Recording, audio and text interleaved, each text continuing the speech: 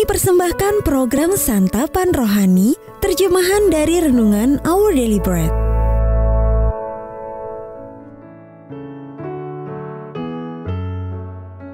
Sahabat ODB, pembacaan Alkitab hari ini terambil dari Matius pasal yang ke-6, ayat yang ke-9 sampai dengan ayat yang ke-13.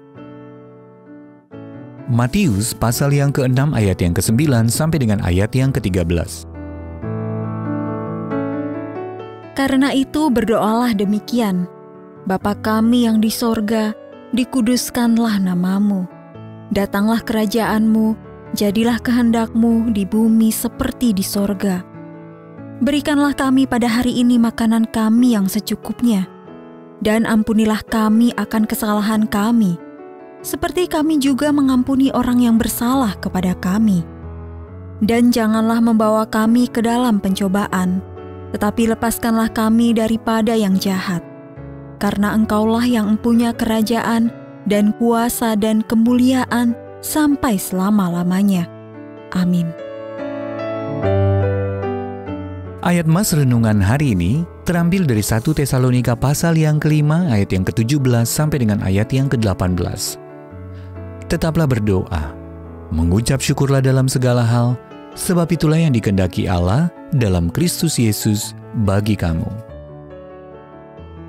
Judul renungan kali ini, Seorang Pendoa, ditulis oleh Cindy Hans Casper. Sahabat ODB, keluarga kami mengenang kakek saya sebagai seorang yang teguh beriman dan tekun berdoa. Namun itu baru terjadi setelah beliau mengalami perubahan dalam hidupnya.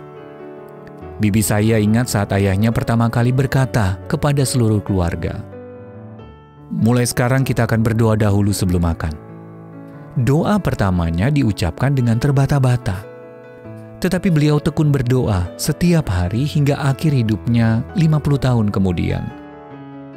Dan ketika beliau wafat, suami saya memberikan tanaman doa kepada nenek saya sambil berkata, "Kakek sungguh seorang pendoa yang tekun."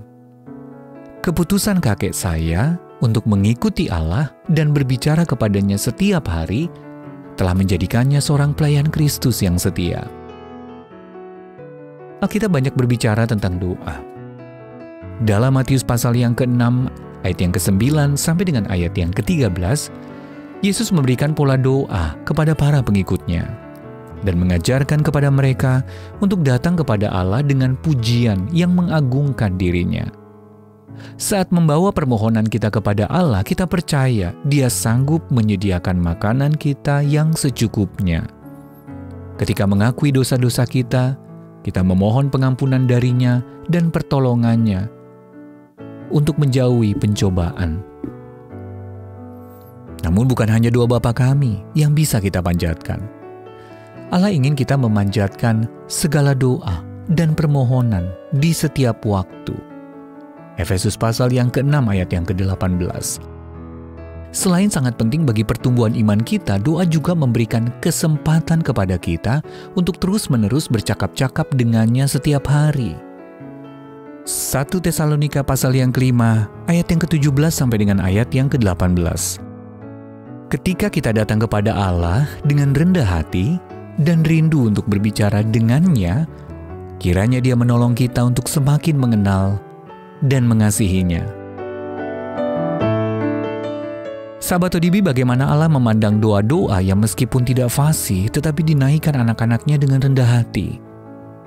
Dan bagaimana Anda dapat membuat doa sebagai bagian hidup Anda sehari-hari?